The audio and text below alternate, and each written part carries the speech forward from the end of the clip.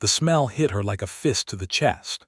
Birdie Graves stood frozen in the doorway of the ranch kitchen, one hand gripping the splintered wooden frame so hard her knuckles bleached white as bone. The cast iron skillet was smoking on the wood-burning stove, and the air was thick and warm and weighted with something so particular, so devastatingly specific, that her lungs forgot their purpose entirely. Cinnamon and rendered lard and dried sage bundled together, with the faint sweetness of corn bread blistering at its edges. Her throat closed around a sound she had not made in 11 years, not since she was 9 years old and standing in a burned field in Tennessee with her brother's hand in hers and nothing else left in the world.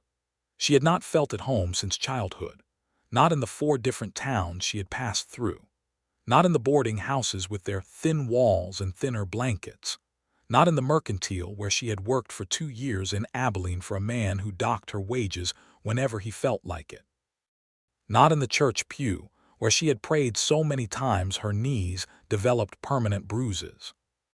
Not once in 11 years had the word home meant anything to her except a wound that refused to close.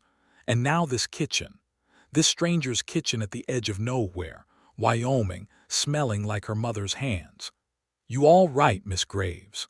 The voice behind her was low and careful, the way a man speaks when he is watching something wild and does not want to startle it.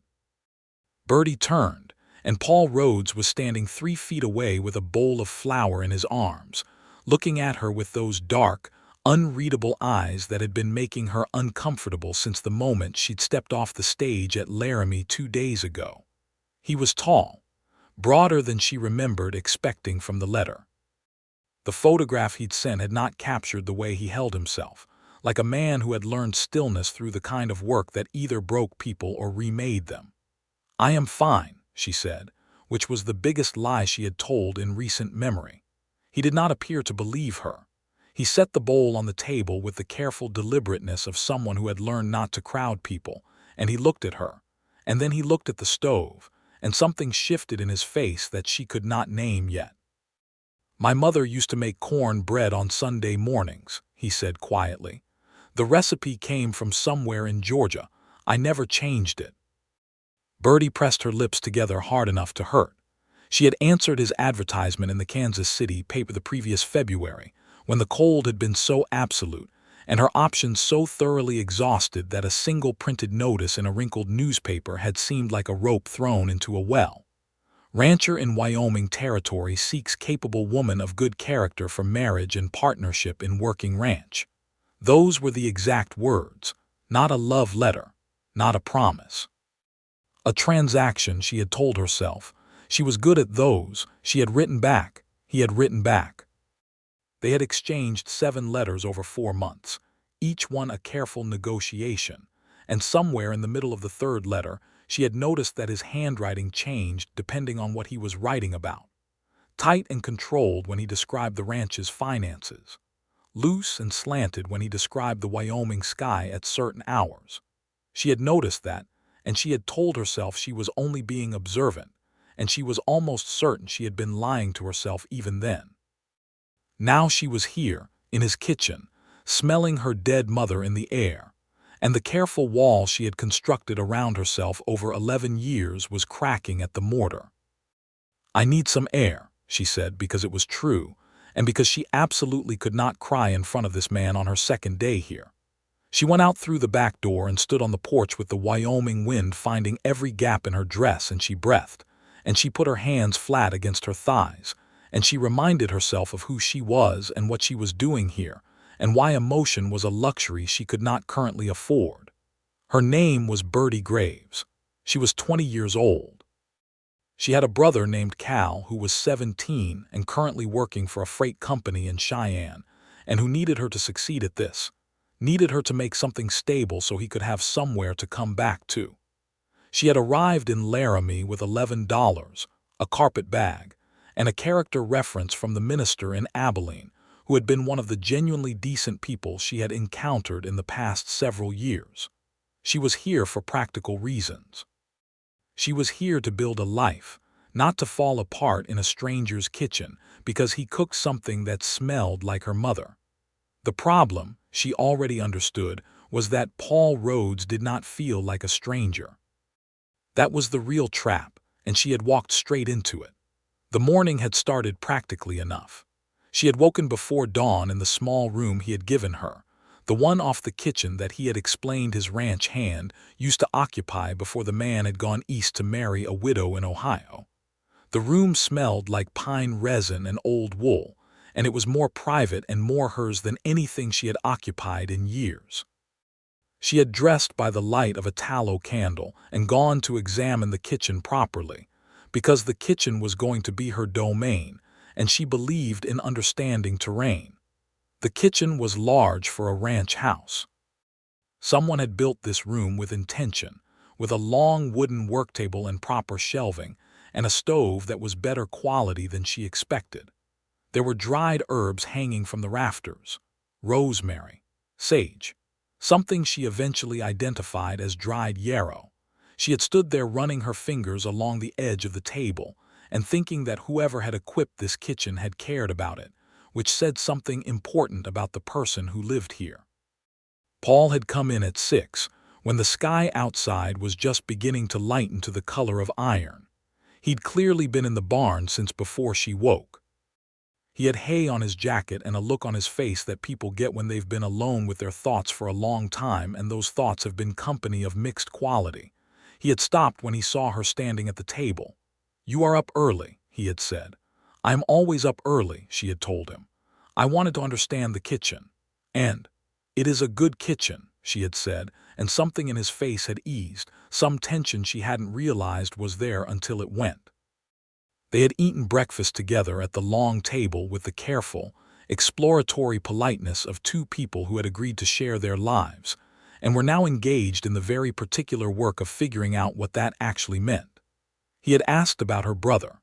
She had told him about Cal, about the freight work, about her intention to save enough of the housekeeping money Paul had mentioned in his letters to eventually help establish the boy somewhere steady. Paul had listened without interrupting, which was rarer than it should have been in her experience. And then she had discovered the corn bread, and then the kitchen had smelled like 1872 in Tennessee, and a woman named Clara Graves who had taught Birdie how to render lard properly, and how to tell when the bread was done by the way the crust sounded when you tapped it, and everything Birdie had carefully built inside herself had started to come apart at the seams. She stood on the back porch for a long time. The ranch spread out before her in the gray autumn morning, a proper working spread with a good barn and fenced pasture and a bunkhouse about a quarter-mile out where two ranch hands lived, men named Hector and old Davis, both of whom she had met briefly the day before. The land was vast and gold-grassed and beautiful in a way that felt almost aggressive, like the landscape was daring you to love it. She had not meant to love anything for a very long time. The door opened behind her. She did not turn around. She heard Paul set something down on the porch railing, and she heard him settle himself against the post, and she felt the particular quality of his attention, which was something she had been noticing since Laramie, since the moment he had come to meet the stage with his hat in his hands, and the look of a man who was also, beneath his composure, extremely unsure about all of this. "The corn bread will be done in about 20 minutes, he said. "If you want breakfast." "I want breakfast," she said. Silence. The wind, a horse moving in the near pasture. "My mother used to bundle sage and hang it the same way," she said before she had fully decided to say it. "The house always smelled a certain way. I have been in a lot of houses since, and none of them smelled like that." She heard him exhale, slow and deliberate. "Where did you lose her?" he asked. Just those words, plain and without ceremony, because somehow he already understood that was the right shape of the question. 1872, Birdie said. "Fever, after the war had already taken everything else. My father went first at Shiloh. My mother held on until I was 9 and then she stopped." She paused. "I used to think she willed herself to stop. She was exhausted and we were too much responsibility and she was ready. I do not think I blamed her for that. I blamed myself for a long time instead, which was equally irrational." "I lost my mother in 1876, Paul said. Childbirth, the baby too. He was quiet for a moment. My father built this kitchen to her specifications before they came west. He said she had a list of what a proper kitchen needed, and he built exactly what was on the list. He died 4 years ago. I keep the kitchen the same. Birdie turned around then because she could not turn around. He was looking at the pasture. His profile was sharp in the gray light, and there was something in his face that she recognized because she had seen it in her own reflection more times than she could count. The particular look of someone who had arranged their grief into the shape of a functional life and was maintaining the arrangement through sheer sustained effort. "Your parents sound like they loved each other," she said. "They did," he said. "Made me believe it was possible, which has been both useful and inconvenient over the years." She almost laughed. It surprised her so much that she had almost laughed that she pressed a hand briefly to her mouth.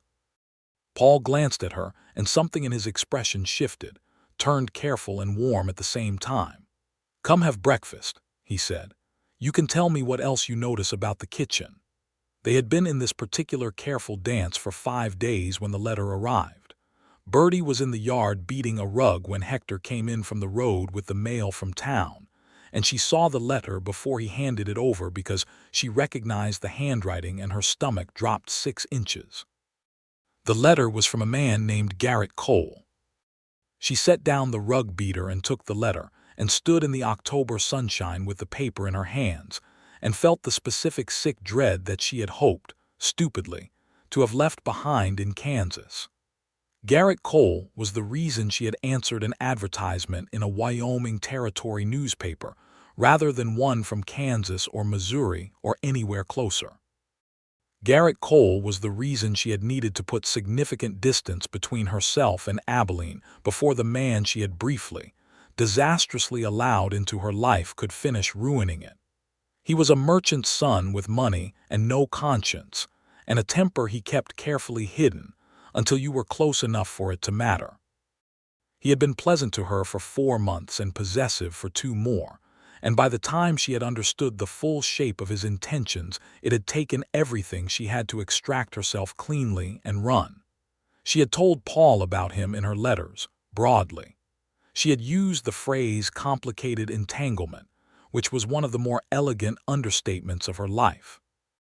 What she had not told Paul was that Garrett had, at various points over the last 6 months, sent 3 letters to different towns trying to locate her, or that his family had some kind of legal pressure they claimed to have over her connected to wages that Garrett insisted she owed the mercantile, a claim that was completely false, but that a woman with no money and no family connections had very limited power to dispute. She opened the letter there in the yard because she needed to know how bad it was. It was bad. Garrett had found her. Not her address, not yet, but he had traced her to Laramie through the stage company records. He wrote in the flat, controlled way of a man who believed he was being reasonable, which was the most frightening kind. He said he would be coming to Laramie before the month was out to settle accounts. He used that phrase, settle accounts. She knew exactly what he meant by it. She folded the letter back up with her hands that were entirely steady, because she had trained her hands to be steady, and she walked back into the house, and she found Paul in the study going over his ledger books. She laid the letter on the desk in front of him. He looked up at her, then down at the letter, then back at her. "Read it," she said. "I should have told you more. I am telling you more now." He read it. She watched his face and saw the moment he understood the full scope of what she was saying, saw his jaw tighten and then deliberately relax. "This is the man from Abilene," he said. "Yes. The claim about the wages." "Invented," she said. "I kept records. I have the records. A lawyer in a town where his family has no influence could prove it in a day, but I have not yet been in a town where his family has no influence." Paul set the letter down.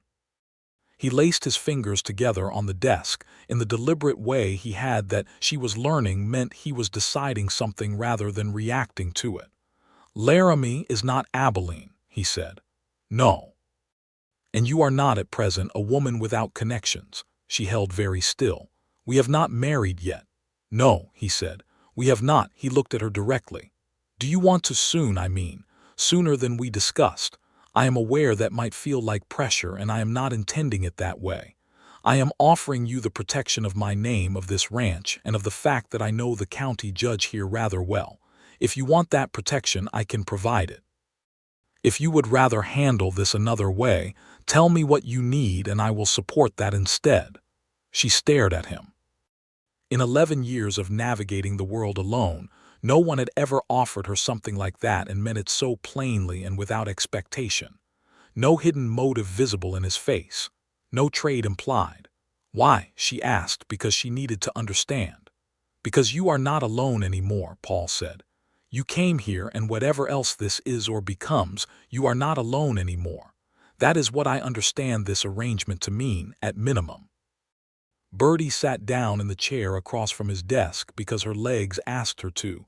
She sat there for a moment looking at her hands. "I would like to marry sooner," she said finally. "Not only for protection. I want you to know that.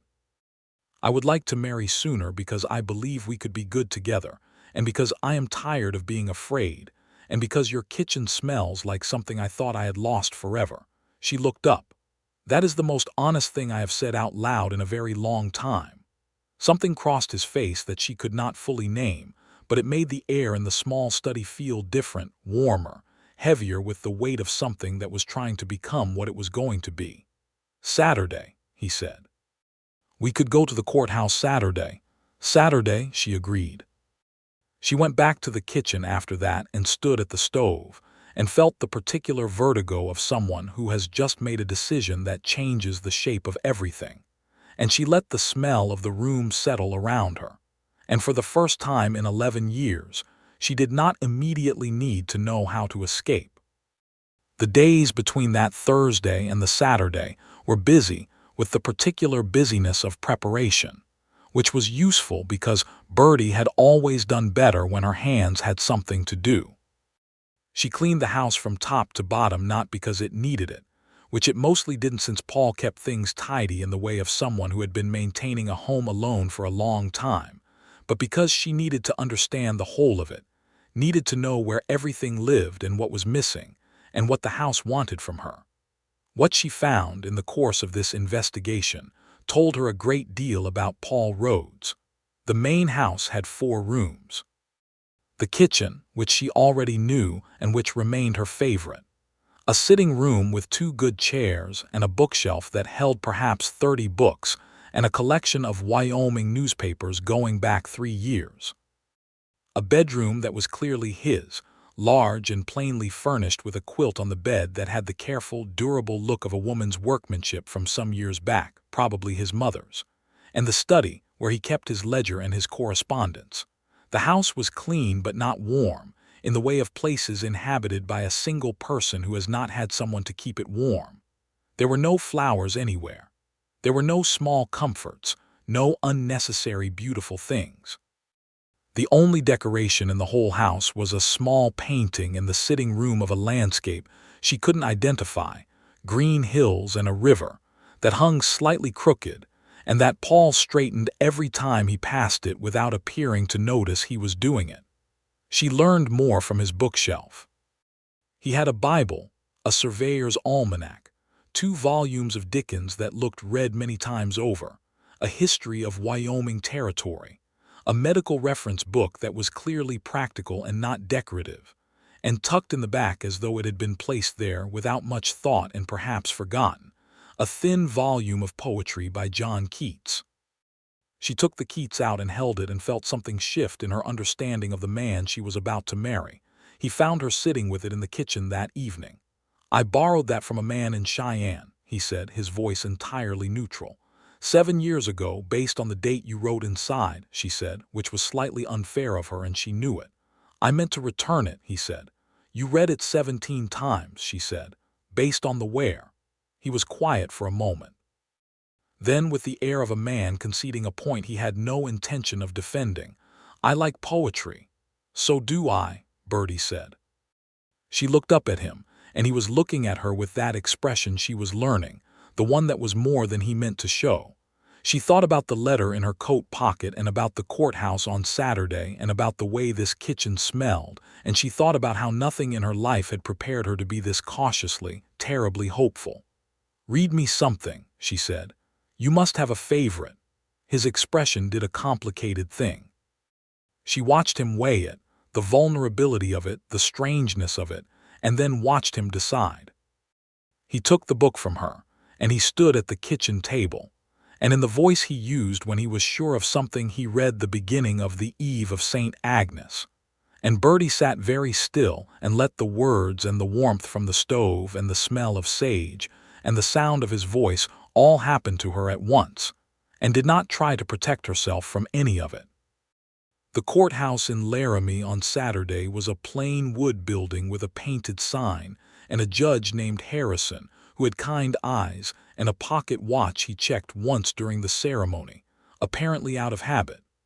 Paul had asked Hector to witness and brought a bottle of decent whiskey for afterward. Birdie wore her best dress, which was a dark blue wool that she knew was practical enough to double as her best everyday dress for some time, because she was not yet in a position to have impractical things. She had sent a letter to Cal the day before. She had written, "I have found something I think might be real. I will tell you more soon. Come when you can." Standing beside Paul Rhodes in front of Judge Harrison, she said the words that needed to be said, and she felt the formal shape of them settle around her like something structural, like a wall built against weather. And she looked at the man beside her, his hat in his hands again as it had been in Laramie, and she thought that she had not yet told him she was starting to love him, and she thought that she would need to do that eventually, and she thought that the prospect was less frightening than it would have been 2 weeks ago. They drove home in the buckboard with Hector sitting in the back being tactfully silent. The sky was the sharp blue of Wyoming October. Paul's hand was on the reins, and she was sitting beside him on the bench seat close enough that their arms touched when the wagon went over ruts, which it did frequently, and neither of them moved away from the contact. "The cornbread I have been making," he said at one point, apparently out of nowhere. "You went quiet the first time you smelled it." "I told you," she said, "my mother." "You went quiet like you were in pain," he said, not accusatory, observational. "I was," she said. "I also was not. It is complicated. I imagine grief usually is." "It was not only grief," she said. She had to look out at the passing landscape to say it. "It was something else also, recognition. Like something I had stopped expecting suddenly being there." She hesitated. "I had not felt at home since I was 9 years old. And then I walked into your kitchen and it smelled like my mother's kitchen, and I felt something that was extremely close to home. It was terrifying." The wagon went over another rut. "I am glad you stayed," Paul said. His voice was careful, but the feeling in it was not. "I am glad I stayed too," Birdie said. When they got home, she made dinner in her kitchen, which was also somehow still her mother's kitchen in the particular way that places can be haunted by love rather than by loss. And she used the sage from the rafters and the cast iron that had been on that stove for probably a decade. And when the food was on the table, she sat down across from her husband and understood that this was now her life, and felt, tentatively and with enormous care, that this was a good thing. It was 2.5 weeks after the wedding when Garrett Cole arrived in Laramie.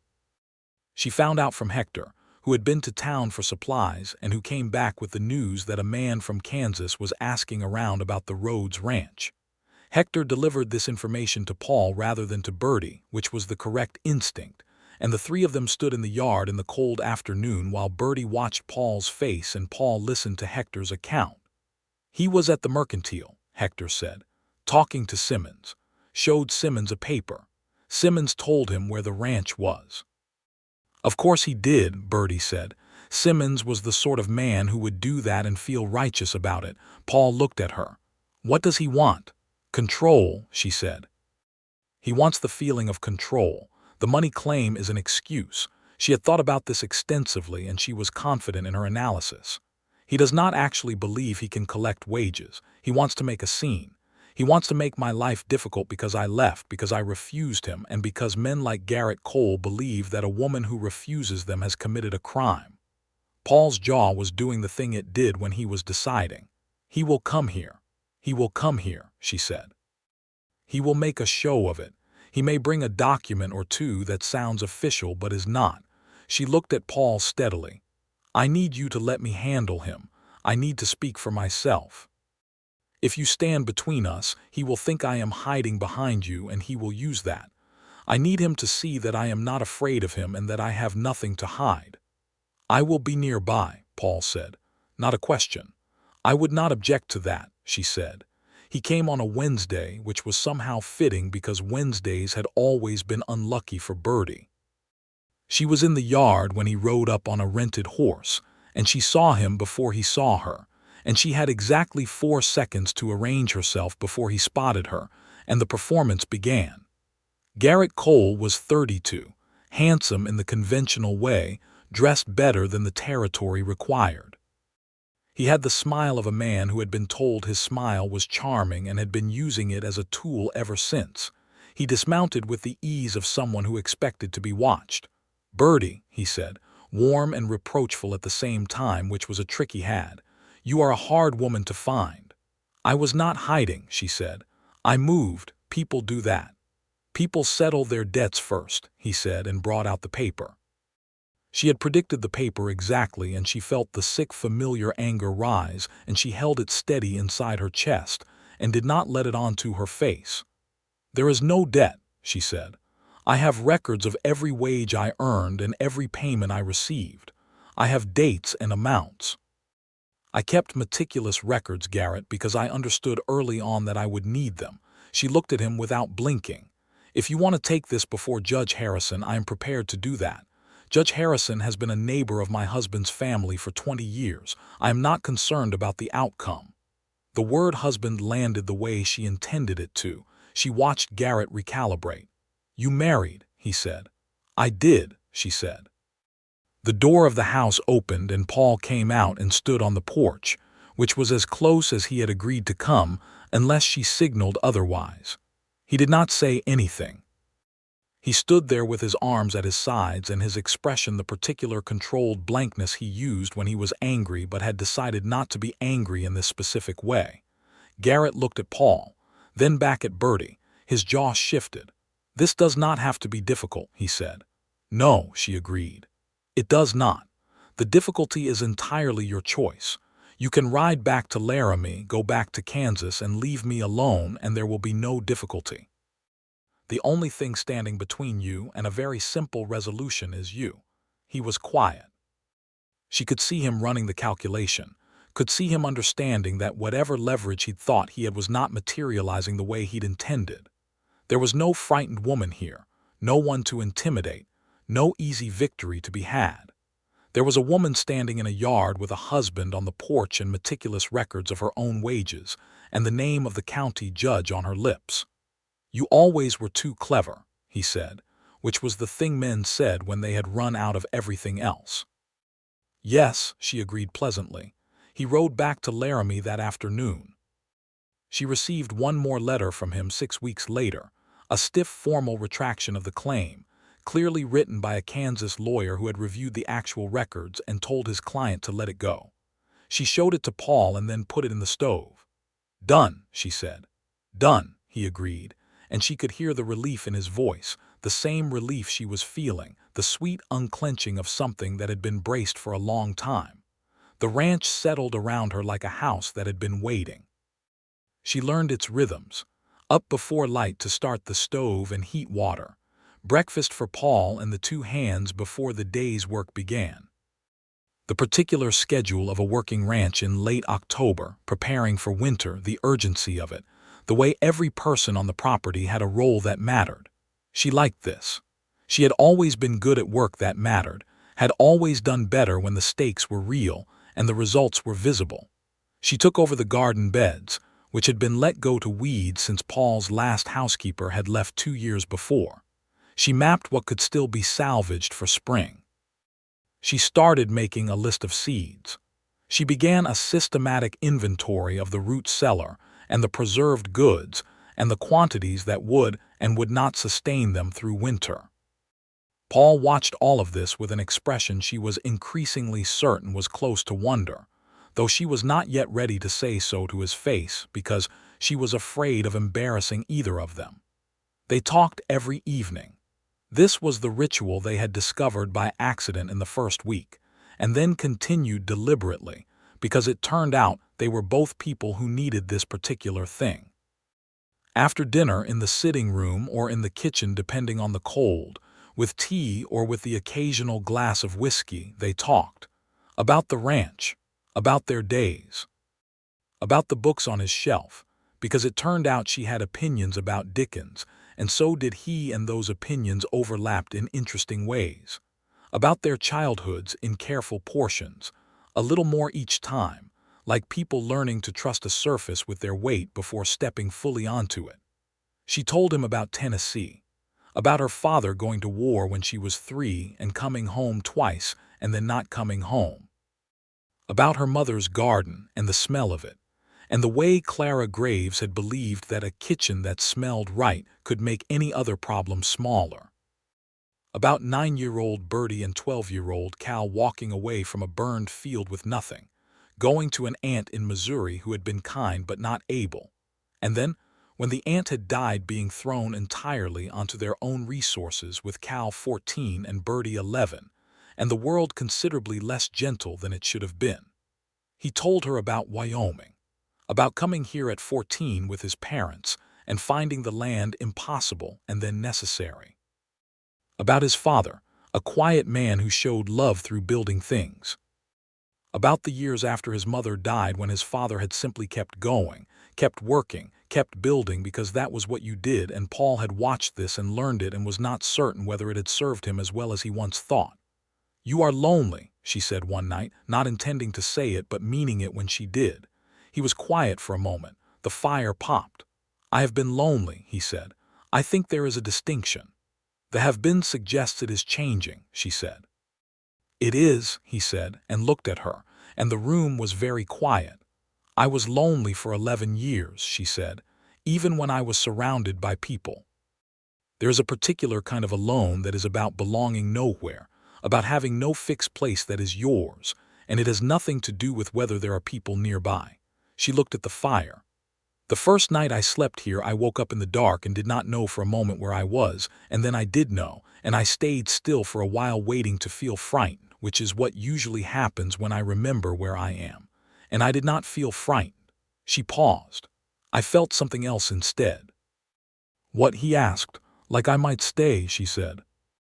November came hard and fast the way Wyoming winters did, and the ranch battened down, and the world contracted to the distance you could see clearly through the cold, and Birdie discovered that winter on a ranch was both brutal and beautiful in equal measure. She discovered it was also the season for proximity. They were indoors together more. The work of winter was different from the work of autumn, the large outdoor tasks replaced by maintenance and preparation, and the sustained effort of keeping everything running and warm and fed. Paul worked close to the house rather than across the acreage. They shared the kitchen for hours at a stretch while she cooked, and he sharpened tools or repaired tack or sat with his ledger at the table. And the small room was warm and smelled exactly the way she needed it to smell.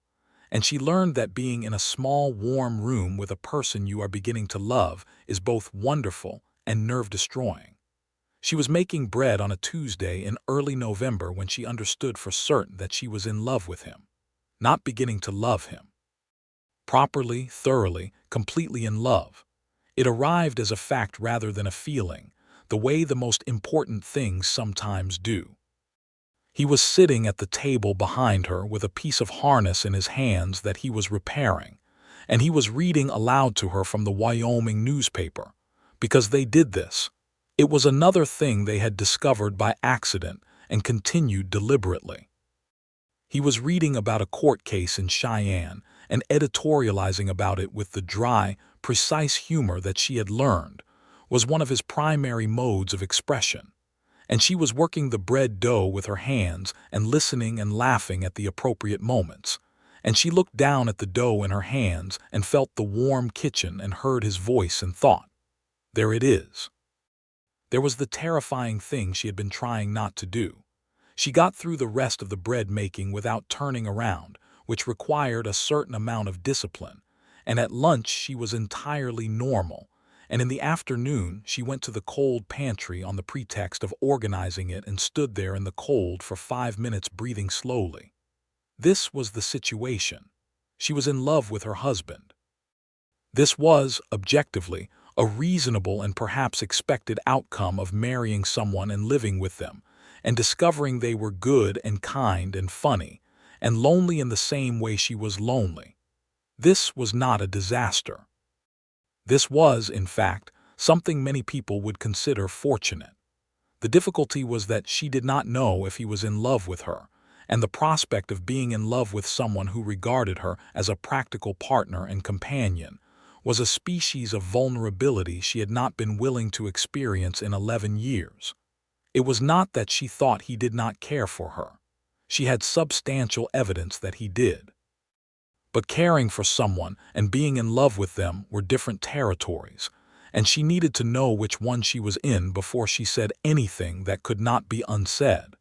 She was still working this out 3 days later when Cal arrived.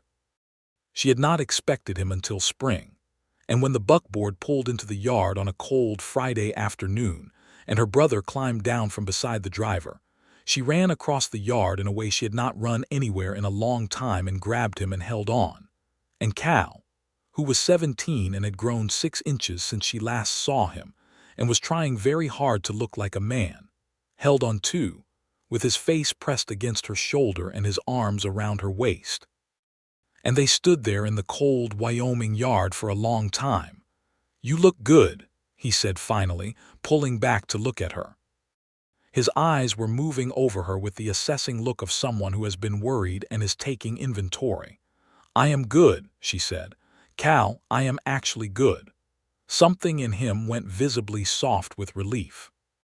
She brought him inside, and Paul met him with a handshake and the kind of direct attention he gave things he considered important. And Cal looked around the kitchen with the wide eyes of a 17-year-old who had been living in a freight company dormitory for 8 months. And when he smelled the air in the kitchen, his face did a complicated thing. "It smells like Mama's house," he said, low and wondering, looking at the bundled herbs and the cast iron and the warmth of it. "I know," Birdie said. Cal looked at her with the particular understanding of someone who had shared the same loss. "That must have done something to you when you first walked in here." "It did," she said, and looked at Paul, who was watching them with the quiet, careful look of a man who was witnessing something important and knew enough to let it be. Cal stayed for 10 days.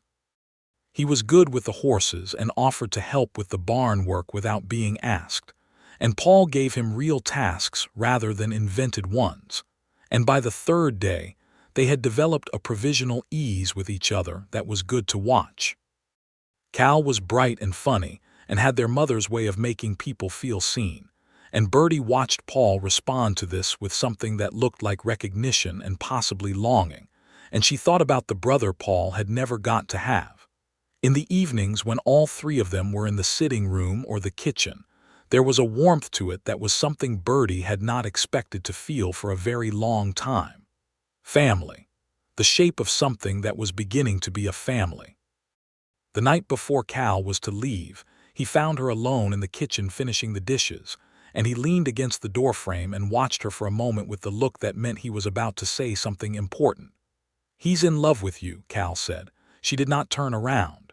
She scrubbed the pot she was holding more than it required. "We have only been married 6 weeks," she said. "I know when I know," Cal said, which was remarkably smug for a 17-year-old. "The way he watches you when you're not looking, Birdie, he does not know he's doing it. That's how I know it's real." She put the pot down. She turned around. "You are 17.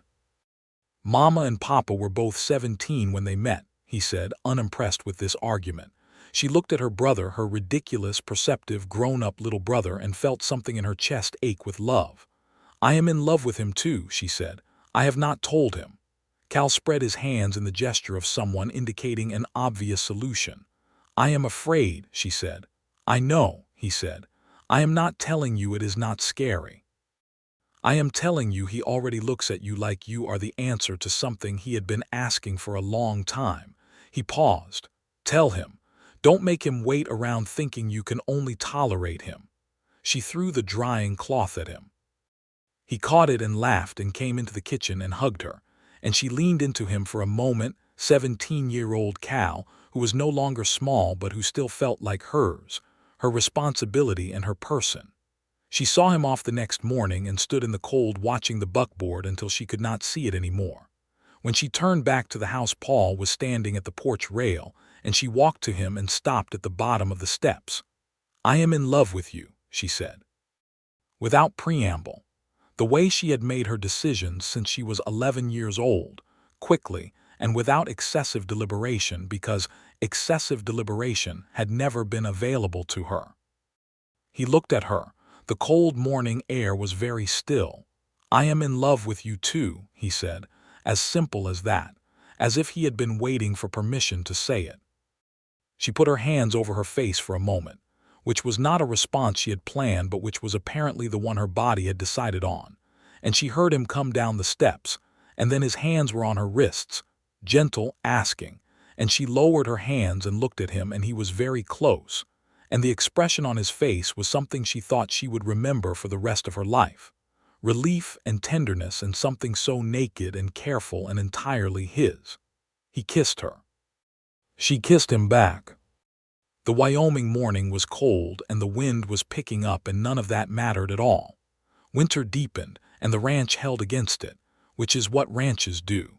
The days were long with work and short with light, and rich in a way that Birdie had not expected. She had not known, somehow, despite all evidence available to her, that love could make the texture of daily life so different. The same tasks she had done in November felt different in December. Getting up before light was different when it was his warm kitchen you were getting up for. Making bread was different when he would come in and steal a corner of the baked loaf while it was still warm, and she would pretend to scold him, and he would pretend to be chastened, and they both knew exactly what they were doing. She wrote to Cal.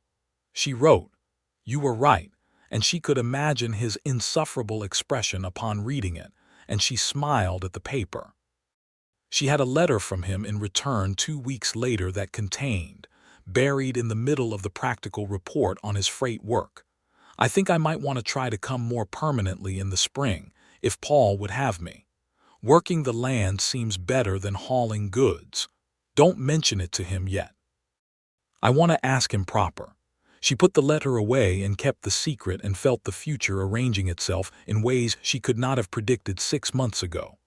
December brought snow that was not shy about itself, and for several days they were mostly confined to the house and the near barn, which meant the kitchen was occupied almost constantly, which Birdie found she did not mind at all. She baked constantly through those days because it was warm and because they needed the food, and because there was something deeply satisfying about filling a kitchen with bread and dried apple cake, and the kind of slow-cooked beans that her mother had made with fatback and sage. Paul helped her when she asked him to, which she did more than she needed to, because she had discovered that watching him follow her directions in the kitchen was quietly hilarious and also endearing in a way she had not anticipated. He was extremely competent at most things and entirely uncertain in the kitchen, and he did exactly what she told him to do with the focused attention of someone who takes all tasks seriously, and she had to control her face on multiple occasions. "You are laughing at me," he said one afternoon while she was directing him to knead bread dough. "I would not dream of it," she said. "You made a sound just now," he said. "That was a sound of encouragement," she said. He gave her a look that was fond and skeptical in equal measure, and she laughed properly, out loud, and he watched her laugh with that expression he got, the one that said she was something he had not expected and was extremely glad about. January was hard and then harder. One of the milk cows developed a sickness that Paul and Hector worked for 3 days to address, and Birdie learned more about bovine medicine than she had previously expected to, because When a crisis is happening on your ranch, you participate in the crisis. The cow survived. Birdie spent the third night dozing in the barn with Paul's coat over her shoulders and his shoulder under her head, both of them too tired to go back to the house and waiting to see if the fever broke. It broke just before dawn. She felt him exhale, long and full, against the top of her head. "Go back to the house," he said. "Sleep properly." "I am fine," she said, which was more or less true. She was cold and stiff and extremely tired and also entirely content. "I am not leaving you here alone." "Hector is here," he said. "Hector is asleep in the corner," she said accurately. He looked down at her with the expression that meant he was deciding whether to argue and deciding against it, and she settled more comfortably against his shoulder, and they stayed there while the sky outside the barn went from black to the particular dark blue of very early morning. "When I was a boy," he said quietly, "my father told me that the measure of a good partnership was whether you could be in trouble together without it becoming each other's problem." He paused. "I have thought about that a lot. I am not certain my father was entirely right. I think sometimes being in trouble together is exactly what makes two people belong to each other." She thought about that. She thought about the way they had stood in the barn all night for a sick cow, and the way she had stood in the yard and faced Garrett Cole, and the way they talked every evening and read together and argued about Dickens and made bread together and kissed in cold mornings.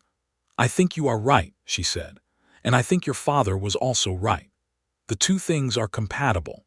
He pressed his mouth to the top of her head, which was not quite a kiss but was all the versions of "I love you" at once. February came, and with it a letter from Cal that said he was coming in March if the offer stood. She showed it to Paul at the dinner table and watched his face. "Did you know this was coming?" he asked. "I had some intelligence," she admitted, "and you didn't tell me." He wanted to ask you himself. He wanted it to be his ask, not mine. He has his pride. Paul considered this. "He can have the room you used first if he wants it. He would need to work properly. I would not make it easy for him because he is your brother." "He would not want you to," she said. "He would be insulted."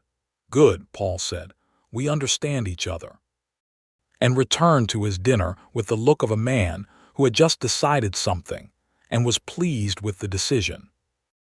March arrived with Cal on a gray and blustery morning, his belongings in a trunk that he had apparently purchased specifically for this move, and he shook Paul's hand and looked him in the eye and said, "I want to work for what I earn.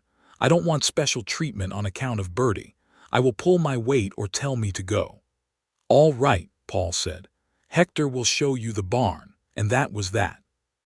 Watching Cal settle into the ranch over the next weeks was one of the best things Birdie had watched happen in a very long time. He was good with animals and better with the land than any of them had expected, and he had their mother's instinct for growing things, which became apparent in April when he and Birdie worked the garden together, and she discovered he remembered more than she did about Clara's methods. "She always planted the beans south of the corn," he said one April morning, kneeling in the dirt with his hands working, and Birdie stopped what she was doing and looked at him. "I forgot that," she said. "I remember it," he said. "I remember a lot. I didn't always talk about it because it hurt, but I remember." She sat back on her heels in the dirt and looked at her brother and at the garden and at the house behind it with its kitchen window letting out warmth, and felt the particular complex beauty of grief that has been lived with long enough to turn into something else, something that holds the love of the person you lost instead of only the absence.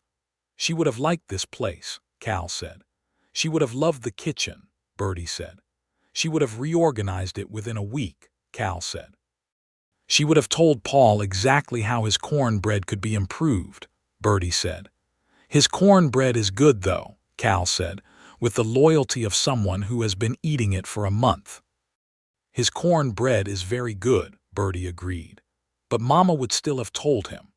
They laughed together in the April dirt, and the morning was warm and smelled like new soil, and the kitchen window was letting out the smell of coffee, and the past was present with them in the way of the people you loved, not as something lost but as something carried. Spring opened the land up the way Wyoming springs did, sudden and vivid and unsubtle. The pastures greened, the garden planted. The days stretched long and warm and filled with work. Birdie found herself learning the ranch in a new way, the warm weather way, the way of long days and sore muscles, and the satisfaction of visible progress. She was also finding herself slightly preoccupied by something she was not yet ready to say out loud. She said it to Paul on a May evening when the kitchen was warm with the last light coming through the window and they were having their evening tea. "I think I might be expecting," she said. He was very still. She looked at him carefully. "It is early. I am not certain, but I think so." He set his cup down with a precision that suggested he needed to do something with his hands. He looked at her, and the expression on his face was one she had never seen on it before, something that was too large for his face to contain entirely, overlapping with the edges of it, filling the room. "Birdie," he said. "It is early," she said again. "I do not want to Birdie," he said again, and reached across the table and took her hand, both her hands, with his large, rough, careful hands, and held them. She felt his hands shake just slightly, which they almost never did, and understood that he was moved beyond his usual composure, and felt something in herself open up to this, to the rawness of his joy, let it in without protecting herself from it. "Are you frightened?" he asked very quietly. "Yes," she said honestly. "Are you?" "Yes," he said, "and something else too that I do not have a word for." "I know," she said. "I feel it too."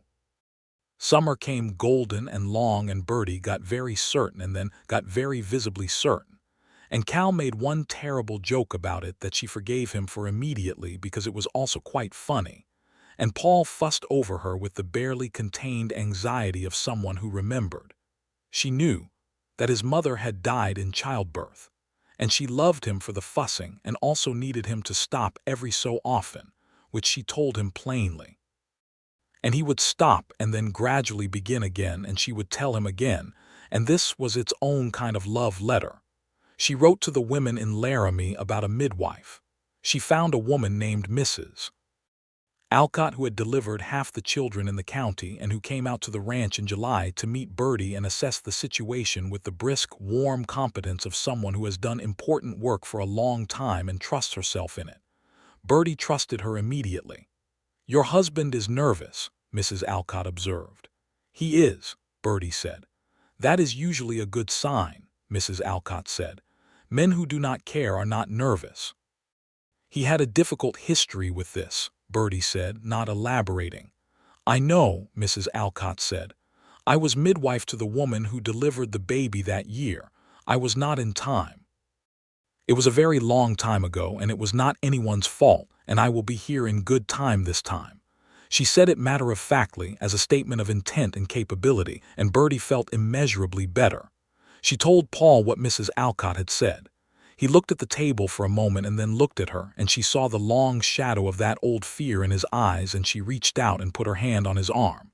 "She knows," Birdie said. "She is experienced. She will be here. I am healthy and the baby is healthy. We are going to be fine." He turned his hand over and held hers. "I know," he said. "I am working on believing it." "I know," she said. "Work at the pace you need to." The baby came in October, which felt correct to Birdie, because October was when everything important had happened. A boy. A large, loud, indignant boy who arrived on a cold Tuesday morning and announced himself to the whole ranch, including the barn, with a volume that suggested he intended to be heard. Paul held the baby for the first time with the careful, overwhelmed concentration of a man who is fully understanding for the first time what it means to be responsible for someone this small. Birdie, exhausted and warm and entirely well, watched him hold their son and watched his face do things she had never seen it do, soft and wondering and deeply undone. And she thought, there it is. That is what he looks like when he has nothing left over for the composure. Cal came in when she said he could, having apparently spent the morning in the barn being diplomatically busy, and he looked at the baby and said reverently, "He is very loud." "Yes," Birdie said. "That is a good sign," Cal said. "Loud means healthy." "It also just means loud," Paul said, with the expression of someone who was beginning to understand that his life had permanently changed.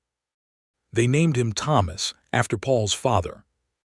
Birdie thought about her mother and did not name the baby for anyone lost, but carried the names of her parents in her heart the way she had since she was 9 years old, permanent and present and never quite absent. The months that followed Thomas's arrival reorganized everything. The ranch was the same but different. The kitchen was the same but fuller, with the baby in his box near the stove in the mornings so Birdie could hear him and keep him warm while she cooked. And the sound of him in the house changed the quality of the silence, which was no longer empty silence but occupied, full of breath and small sounds and the presence of someone new. Paul was, to Birdie's delight and no surprise at all, extremely devoted. He had not known he would know how to do this, she could tell, and discovering that he did know something about it, that some part of him had been paying attention to his parents' love for each other and knew how to be a father, moved him visibly and repeatedly. He got up in the night without being asked. He learned what sounds meant what.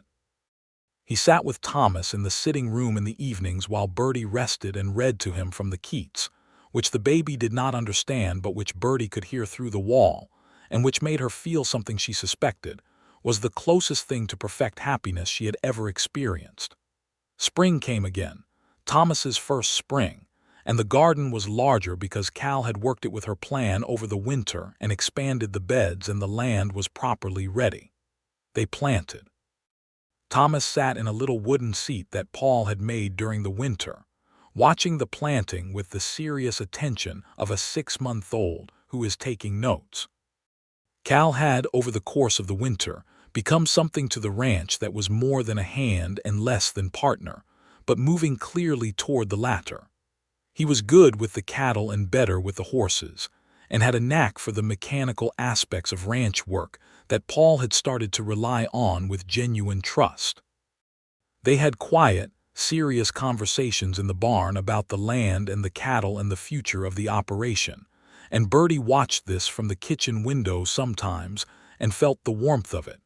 She noticed also, in April, that Cal had started going to town more than strictly necessary. He always had reasons, supplies required, something at the mercantile, a paper to collect, and all of these reasons were real and also beside the point. She noticed that when he came back from these trips he was slightly too careful about not mentioning anything in particular. She mentioned this to Paul one evening. "There is a girl," Paul said, without looking up from his ledger. Birdie stared at him. "You knew." "I noticed," he said. "Hector said she is the schoolteacher's daughter.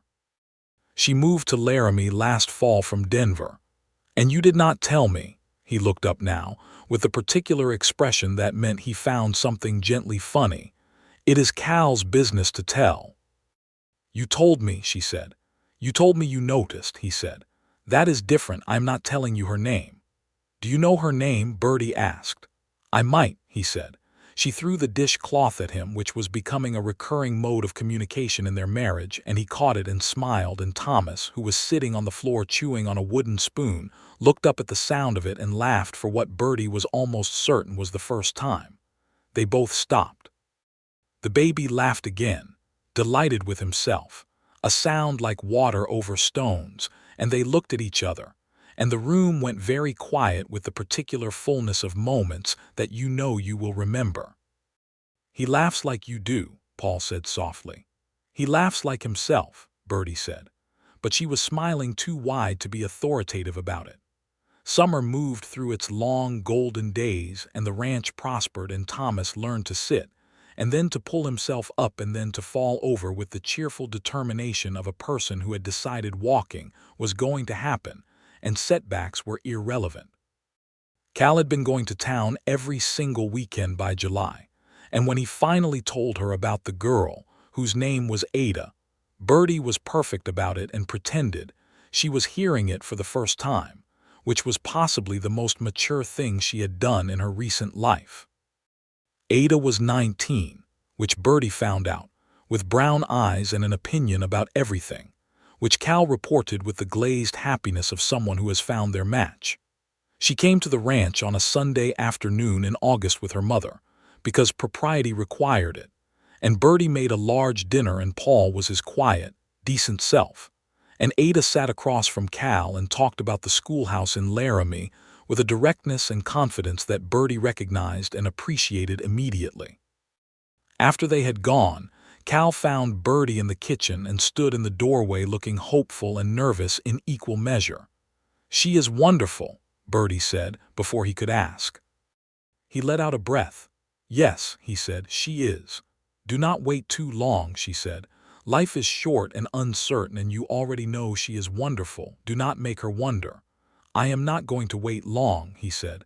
"I have something saved. I am going to ask her before winter." "Good," Birdie said, and went and hugged him properly, because she was allowed. Because he was her brother and she had carried him through the worst years, and now they were here, in this kitchen, in this life. And everything that had seemed impossible at 9 years old in a burned field in Tennessee had somehow become possible.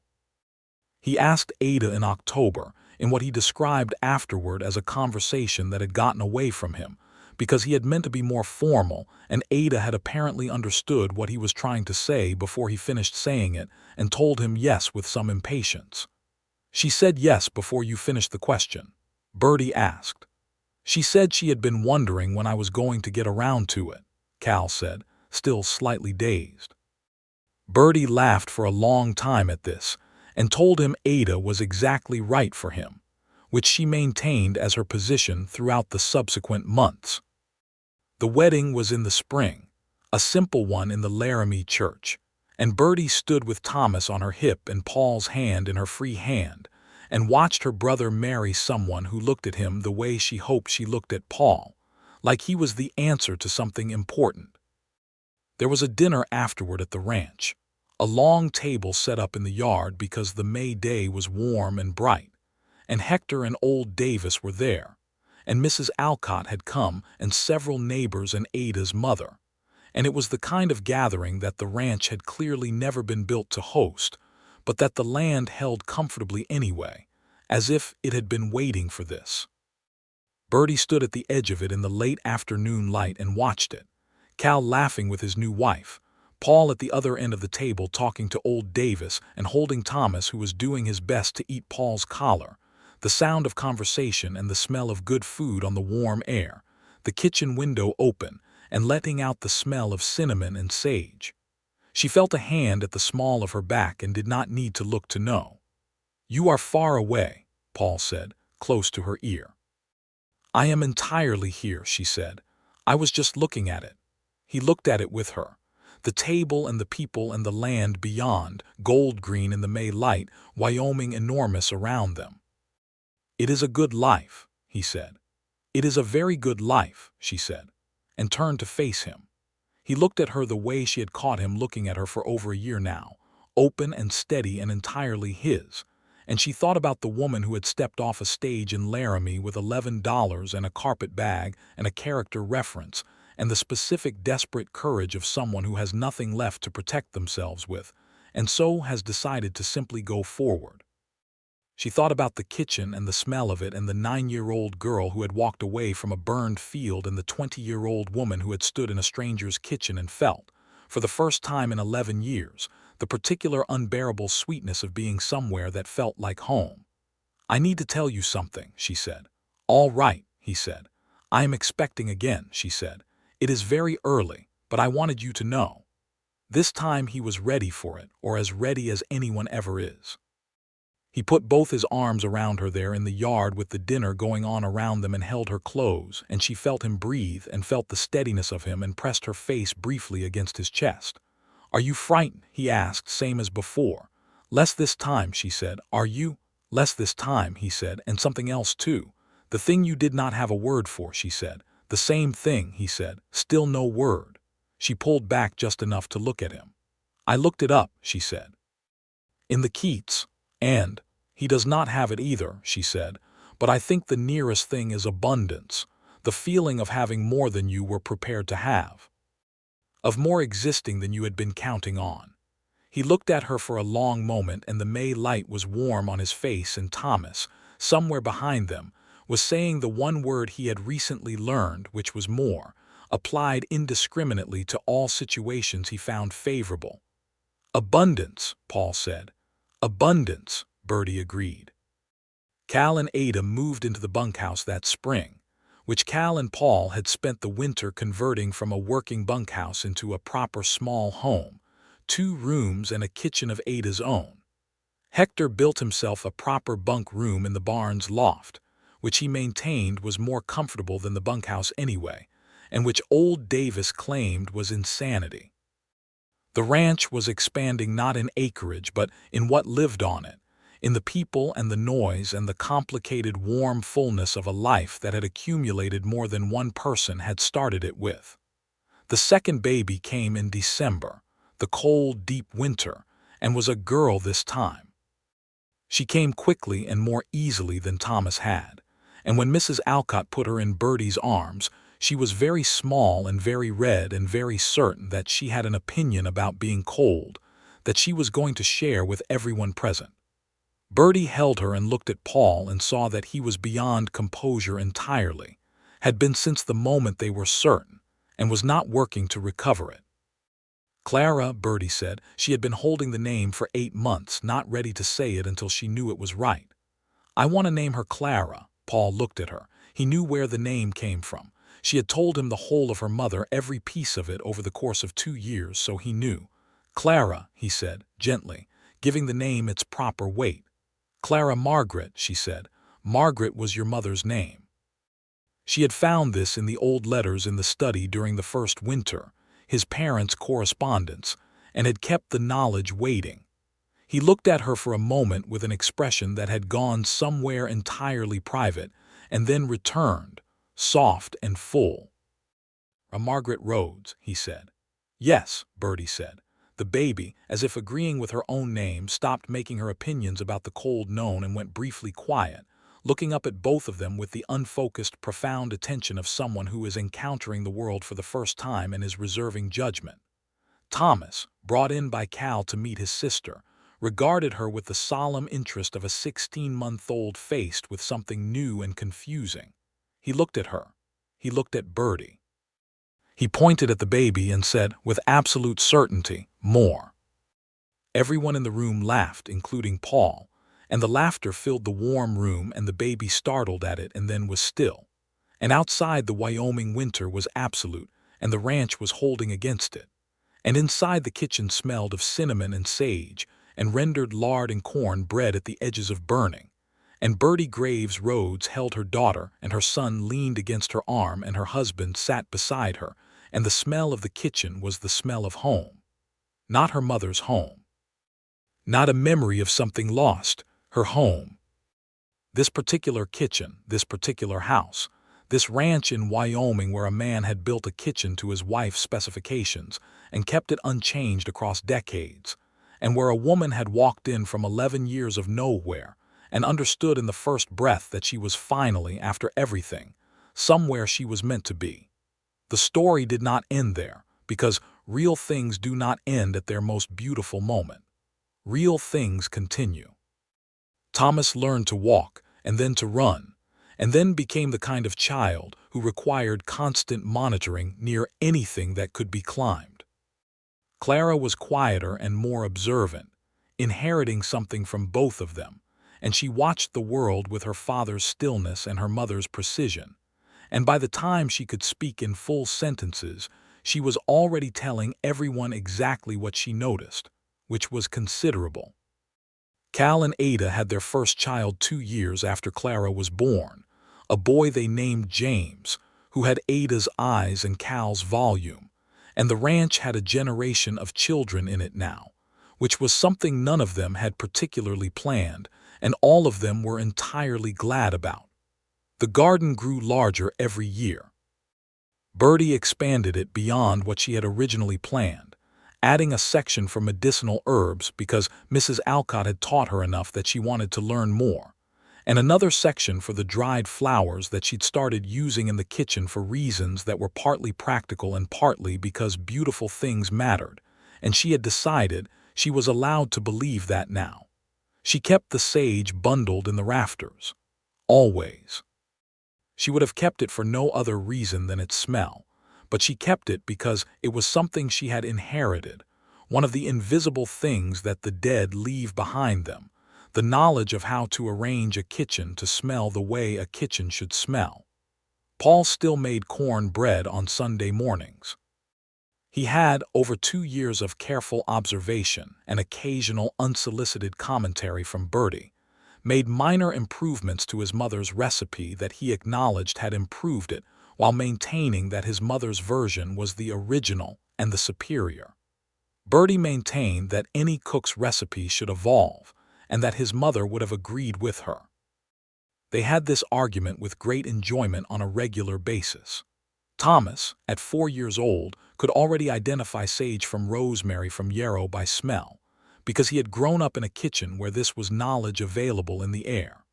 Clara, at 2, sat on the kitchen floor and played with dried beans while her mother cooked and her father sat at the table with his ledger and his Keats, and the particular expression of a man who has abundance and knows it, and is not taking it quietly. Birdie stood at the stove on a Sunday morning in the spring with the kitchen warm and full of the smell of corn bread and sage and cinnamon, and the evidence of her children on the table, and the sound of her husband reading to the baby, and the view through the window of Wyoming in its full spring violence, green and gold and endless, and she breathed. The 9-year-old girl in the burned field had not known that this was where the road went. How could she have known? She had only known the walking, the necessity of it, the 1 foot and then the other and then again. She had walked for 11 years through places that were not home, that were shelter or employment or necessity, but never the particular thing that home meant, never the feeling of being correctly placed in the world. She had not felt at home since childhood until the rancher's kitchen smelled like her mama's. And then she had stayed, and it had become her kitchen. And she had filled it with the things her mother had taught her, and the things she had learned since, and the things Paul's mother had known before either of them, and the particular knowledge that comes from sharing a life with someone who is genuinely, entirely your own. She tapped the corn bread, listened to the crust. Done. She called her family in from wherever they were in the house and in the yard, and the kitchen filled up with the sounds of all of them. Thomas running on small feet and Clara doing her serious observation of the doorframe and Paul coming in last with his hand briefly on Birdie's waist as he passed her, and the morning sun coming through the window and the smell of the room being exactly, precisely, utterly right. She put the corn bread on the table. She sat down with her family. She was home.